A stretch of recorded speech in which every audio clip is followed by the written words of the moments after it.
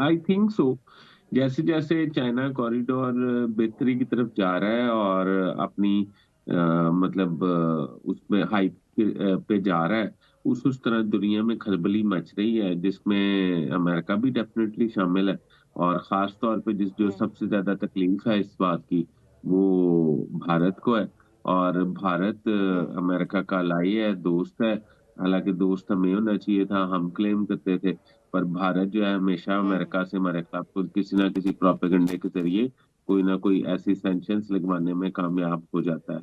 और डेफ़िनेटली हुँ, पाकिस्तान ने थोड़ा अपनी इक़्तिसादी सूरत-ए-हाल को बेहतर करने के लिए, अपनी माशी सूरत-ए-हाल को बेहतर करने के लिए, चाइना एक दुनिया की बड़ी माशियत है और चाइना के साथ पाकिस्तान के दरीना तल्लुकात भी हैं और हमेशा चाइना ने पाकिस्तान को फ़ेवर भी किया है और पाकिस्तान ने ऐसा जितना चाइना को फ़ेवर नहीं किया, जितना चाइना ने पाकिस्तान को किया है।